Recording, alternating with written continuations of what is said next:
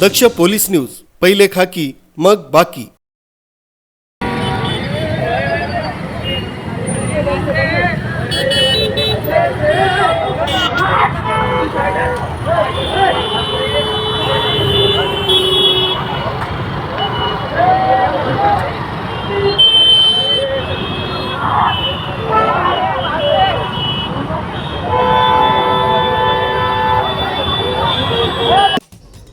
नाशिक शहरातील वाढती गुन्हेगारी रोखणं तसंच शहरातील सार्वजनिक शांतता व सुव्यवस्था अबाधित ठेवण्यासाठी पोलीस आयुक्त संदीप कर्णिक नाशिक शहर यांनी अंबड गुन्हे शाखेची स्थापना करून पथकाला कारवाई करण्याच्या सूचना दिल्या आहेत। दिनांक 5/2/2026 रोजी सायंकाळी 6:05च्या सुमारास नायका चौक कॉलेज रोड इथं फिर्यादी नामे हुफेज फिरोज कुरेशी वय 27 वर्ष राहणार Fatima classic building plot number 12 रेनुमा नगर वडाळा रोड नाशिक हे नायका चौक कॉलेज रोड इथं असताना काळ्या रंगाच्या 220 बजाज मोटरसायकलवरील 2 अनोळखी इस्मांनी फिर्यादीसोबत गाडी मागे घेण्याच्या कारणावरून कुरापत काढून वाद करून आरोपीच्या हातातील स्टीलचे कडे काढून फिर्यादी यांच्या तोंडावर, डोक्यावर, छातीवर मारहाण केली।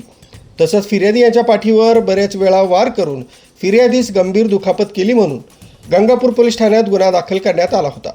दिनांक 14/2/2026 रोजी गुन्हे शाखा अंबड युनिटचे पोलीस अंमलदार भगवान जाधव, पोलीस हवालदार भूषण सोनवणे, पोलीस अंमलदार चारुदत्त निकम यांना मिळालेल्या गुप्त बातमीवरून या गुन्ह्यातील पाहिजे आरोपी अक्षय लक्ष्मण तायडे हा तोरणानगर सिडको नाशिक येथील असल्याची माहिती प्राप्त झाली।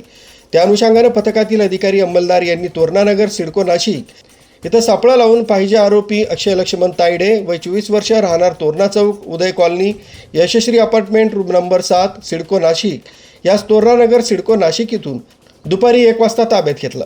सदर आरोपी हा दाखल गुन्ह्यातील पाहिजे आरोपी असल्याचे निष्पन्न झालं असून त्यास पुढील कारवाई कामी गंगापूर पोलीस ठाण्याच्या ताब्यात देण्यात आले।